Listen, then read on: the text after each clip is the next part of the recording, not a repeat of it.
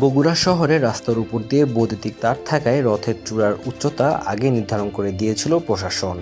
সনাতন ধর্মাবলম্বীদের রথযাত্রা আয়োজক কমিটির পক্ষ থেকে আশ্বস্ত করা হয়েছিল সড়কের বৈদ্যুতিক তারের অবস্থান ভেদে রথের চূড়ার উঠানামা করা হবে, কিন্তু তেমনটি না করায় রথের চূড়ার সঙ্গে বৈদ্যুতিক তার লেগে বিদ্যুৎ স্পৃষ্ট হয়ে 5 জনের মৃত্যু হয়েছে।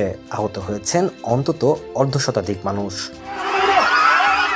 রোববার বিকেলে বগুড়া শহরের শেষগাড়ি আমতলা মোড় এলাকায় এই দুর্ঘটনা ঘটে। আয়োজক কমিটির ভুলে এই হতাহতের ঘটনা ঘটেছে বলে অভিযোগ করেছেন জেলা প্রশাসক মোহাম্মদ সাইফুল ইসলাম। তিনি বলেন, এটি আয়োজকদের ভুলে নিছক দুর্ঘটনা। তবুও দুর্ঘটনার কারণ অনুসন্ধানে এবং বিদ্যুৎ বিভাগ ও পুলিশের কোনো গাফিলতি ছিল কিনা তাও খতিয়ে দেখতে তদন্ত কমিটি গঠন করা হয়েছে।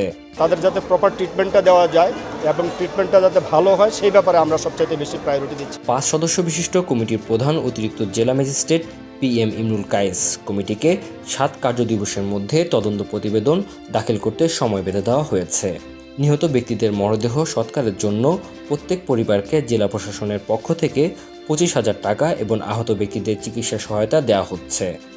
শেষগাড়ি ইস্কন মন্দির থেকে রোববার বিকেল 5টায় রথযাত্রা বের করা হয়। 10 মিনিট পথ অতিক্রম করার পর শেষগাড়ি আমতলা এলাকা পৌঁছালে রথের চূড়াটি সড়কের উপর দিয়ে যাওয়া উচ্চ ভোল্টেজের বৈদ্যুতিক তারের স্পর্শ করে। এতে আগুন ধরে যায়। মারা যান 5 জন।